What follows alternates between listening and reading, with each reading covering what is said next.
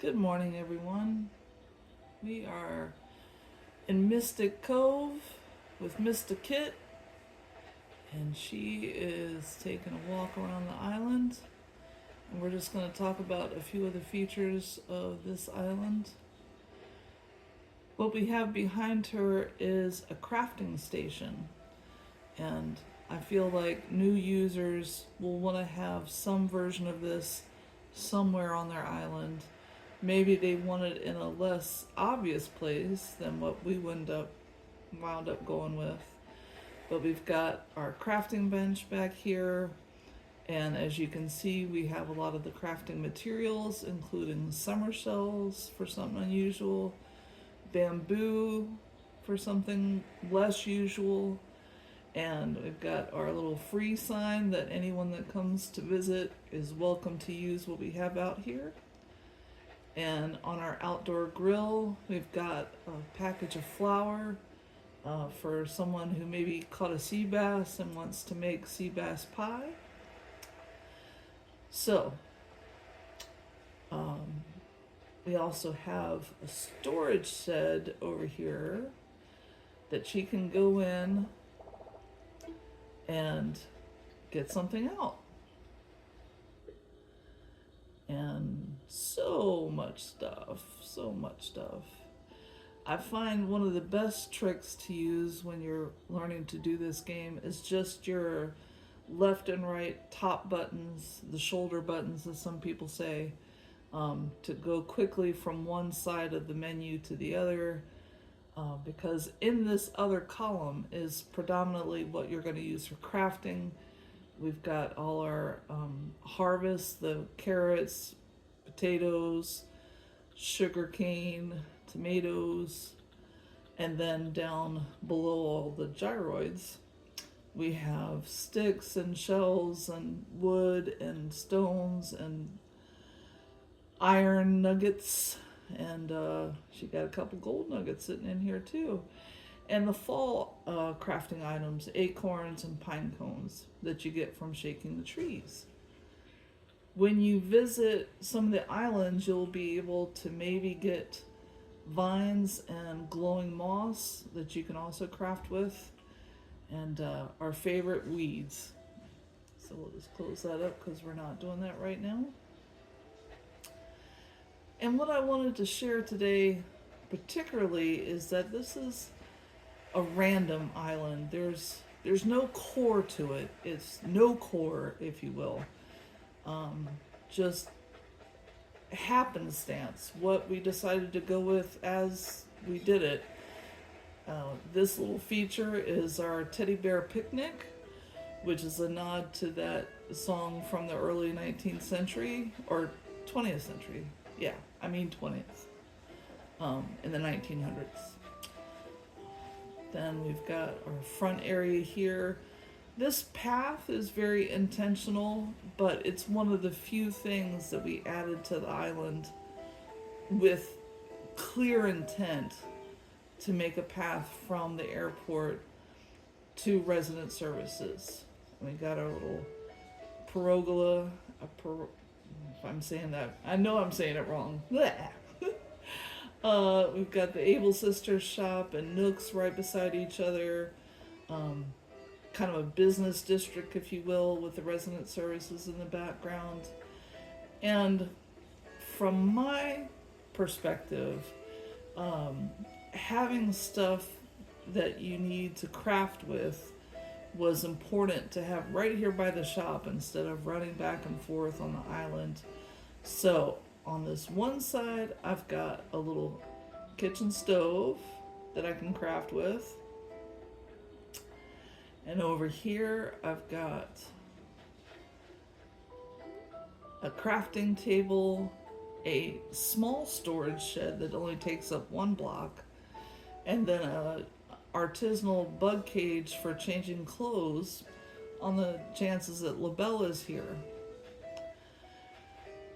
And there's our guy Ham-Free having a little fishing time. We also have an outdoor grill here because it felt like sort of a picnic area, but it, again, very casual. No big intent or big plan or didn't do is clear out a whole bunch of trees or worry about putting down paths.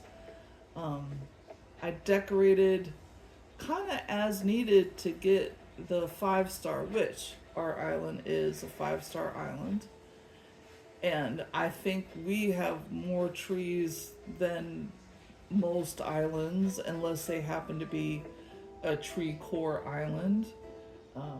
Got folks here watching KK. I did try to make every house have some little outdoor area. Some are bigger than others, more clearly defined. This is Eugene's place, and he's, for some reason, got a pizza oven and a football chair, or catcher's mitt chair. Why did I say football? Even the store has a little outdoor area with outdoor type things. And then over here we've got, just a little place to sit outside of the house. Pick those weeds while we're here. And like the bamboo placement, pretty happenstance. Our resident that lives in this house, my husband, wanted bamboo, and so the bamboo farm went behind his place.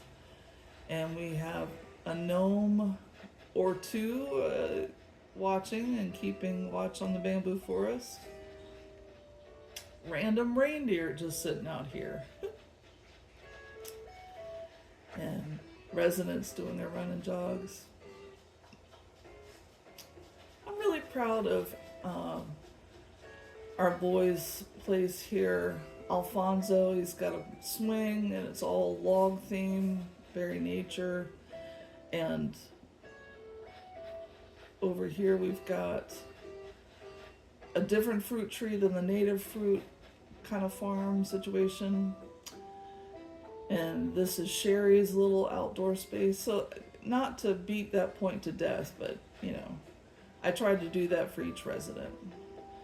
And this is kind of just like a cozy museum area. There's nothing else out here but the museum and the campsite, which I figured would be a natural place if someone's coming to visit Mystic Cove of the pixel sort. They would want to be near a main attraction like the museum, which inside the museum, you've got the bugs, you've got the fish, you've got the dinosaur area, you have the art area. Well, every island comes with flowers, so I felt like the flowers should have their own little area. So we've got a couple gardening features, furniture here. Pardon me tripping over my words, but so that was just my nod to the other main aspect of the island. Got a little library here and a donation box that nobody uses. And we don't need to go in the museum. Everybody's seen a museum at this point. And you will see a lot of money trees. And I don't know when I thought there would be some sort of money emergency, but I wanted, because it was a possibility, to have all that reserve money other than just in one person's bank. Because we do have 3 residents of this island, and I wanted that money to be available to them. Ooh, look, as we speak about it, a money tree spot, which we will use later. So I don't know if you've noticed, on our island we have this pattern around, I want to say the east half of the island has this pattern around the base of the trees, so that you can shake them and get branches to fall in that area and not be concerned about the flowers so much. Or if there was a coin to drop or a furniture item to drop. Plus they make a good place for presents to drop if you shoot them. So this resident that we're behind their house wanted the fountain, this little decorative fountain, to be here. And they also have the Mario jump tube. And they have a car. We could go in their house, but we don't have to. We've got their little yacht here in a particular set of colors that is a nod to a service. And then we've got our dock with the classic seashell arch, another storage shed. For the convenience, if you're gonna go over on Captain's Ride, that if you have a whole bunch of crap in your pockets, you can empty them into the storage shed before you go to collect resources or go to another island to catch as many fish as you can put in your pockets. Or I recommend sea creatures. They tend, for a pocket full of them, to pay out much bigger than fish or insects. Moving on. So, coming up the coast, here's a little loungy place with a sea bass in the water. I guarantee it without even bothering to try and catch it. That's what that is. And normally I would pick up every shell, but we got a little nod to Mario here. I wanted something that wasn't too audacious, too shocking out of the norm of just I don't know, I want to say naturecore, that there's not too much man-made stuff, a minimal amount. Up here we've got our little pool that I think is so pretty to look at, and one of the many tigers on our island. And a place to lounge beside the little pool.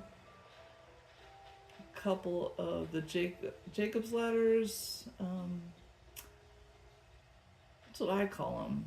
I don't know if that's right, but a few more down this way. And these are items that you get when you have the 5-star island, and it's a nod to having things look really pretty, is for these really beautiful delicate flowers to appear on your cliff sides. Coming down here, I want to point out that we didn't just have our farm in one area.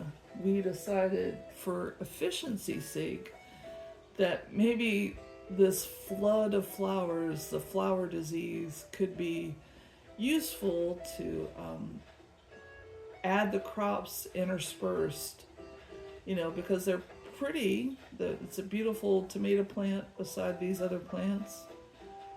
And when it rains, that's when you harvest. Do not harvest on a different day, because if you forget to water behind yourself, your plant will only come up with one of the item. Whereas you can see, most of these have got 3. I got this one, 2 outliers that only have 2, but for the most part, if you'll watch with me, we've got 3, and that's because I harvest when it's raining, and then I only have to come back one more day to get all these tomato plants with extra. And honestly, I should come back in and add more, like maybe a carrot plant to take out some of these plain, I don't want to say plain, but common colors. Back here we used wheat. We've got a few of the hybrids, which would be the pink and the orange. And here we have almost like a tulip island and another teddy bear picnic nod. A couple more Jacob's ladders. My husband and I like the glowing moss. We feel like it gives a slight swampy feel to our water areas. And since at least one of us grew up near a swamp, the Great Dismal as it were, it's just kind of a nod to our home spaces. And got just a few of the hybrid tulips. the orange, the black, the purple. So this is a successful area because it has that. And again, the area for things to drop below the trees kind of looks like a greenish pine straw, if you will. Got some sugar cane over here, and again, wheat down below. And vines everywhere. I love having it ready. I don't have to pull up my tools, worry about the ladder, set up a ladder kit. I can just use very natural vines to go back and forth, and they're set up very frequently. And our nod to the lighthouses, I mentioned the Great Dismal Swamp, so that might give you a hint as to where I'm from. And in that state, they have a lot of lighthouses, and these little outcroppings make a perfect area for that to be. I've got a little bench to sit here and contemplate looking out over the ocean. And just turn and look and think about life.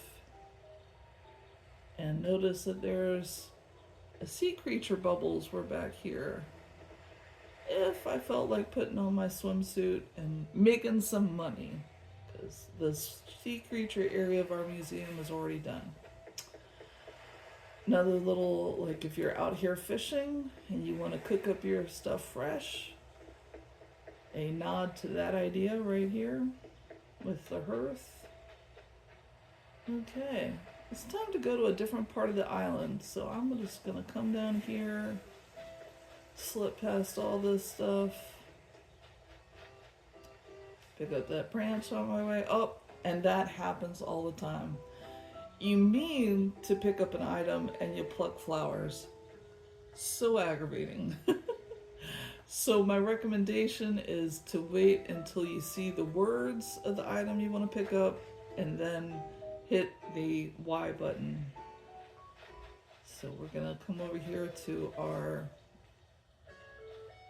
tube, which we know is right there, and try and jump in it.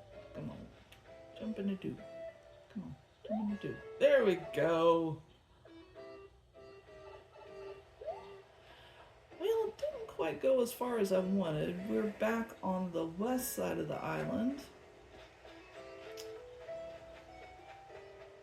Again, some more rock outcropping decorations, ham-free again.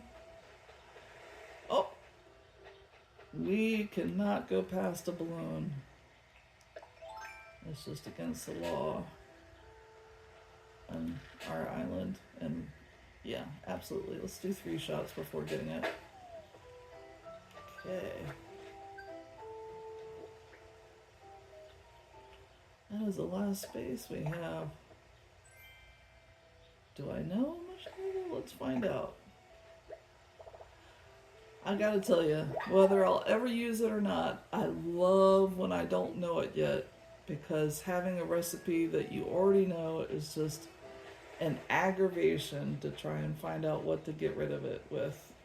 Do you put it someplace another player can get to it, or do you sell it or throw it away, or just leave it around lying for a visitor maybe?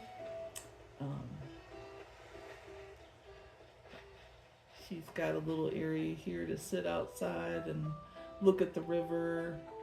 How nice. You'll notice we have very few stumps on our island, and we have to have those for certain bugs, but otherwise I don't think I would keep them. They would be gotten rid of. Over here we have our little pink pergola, some more mushrooms, and this is our little peninsula, what there is of it. Maybe we haven't done as much as we could with it, but again, casual, nothing too obtrusive. Not everybody's taste, but I do think a lot of people put up a fishing area once they earn these fish prizes You know, this just seems like a natural place for it to be. Again, probably a sea bass. It might be something else, but I can't be bothered. And then we'll just slip past Dora's house and behind. And we come to our one designated farming area with the ground set to look like farmland. And a little harvest type painting, our harvest colors. Another crafting bench, another cooking area, and just a little nod to cooking beside it. Another vine, another jumping point. And this nice little combined patio area, one patio to the next.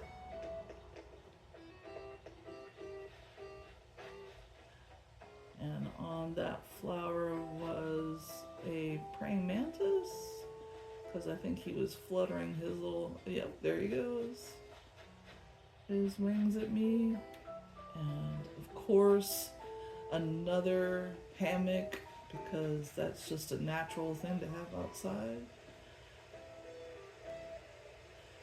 We have our wishing well, more vines, more Jacob's ladders, more random farm crops, that's the word I was looking for. She's stuck behind the tree, but she isn't, not really. I'll go up this ramp, more farm, another storage area, because you pluck all this stuff and your pockets will fill up quickly. A little bit more bamboo with someone that likes bamboo, aka a panda. And then our museum used to be back here at the back of the island. I can't go past this spot without saying that Animal Crossing was one of the games that I got my mom to play, because I know she likes decorating and rearranging furniture, and she loves flowers, and so this game was a real natural fit for her, and we enjoyed playing together, and I just have a spot in memoriam to her on my island.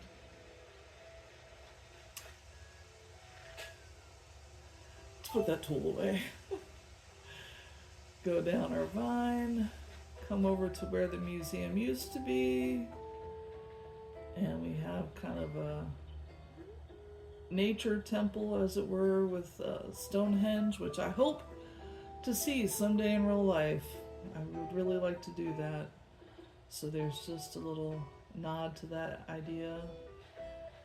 Back here is our secret beach, which has its own ramp to get to it. And we can start a bonfire, hang out in our chair, and wait to see if Fred's gonna show up. So I feel like we've covered a lot of the islands, and I've maybe bored you to tears at this point. But I wanted to do a walkthrough that showed what an island is like if you don't go with a theme, if you don't go with a core, if you just do what you feel like doing as it comes up. One of the things I'm going to feel like doing is taking this path out at some point. And when the 3.0 update comes, oh my goodness, we're going to clear out some of this flower disease. Because it's just tedious to come through every day and pluck flower upon flower, and maybe set up something a little bit more intentional. We've played this so that every main player, my husband and myself, have completed our fish and bugs and sea creatures. But this is our third carry, a MysticKit, and she does not have yet a completed Critterpedia. She's still got some things to find and catch. But I love how when you click on these, you get such a detailed picture. I have learned more about bugs than I ever thought I would learn, since I did not choose to become an entomologist. Am I saying that right? In any case, I love how clear the pictures are, um, and that you can learn so much about these if you go in the museum.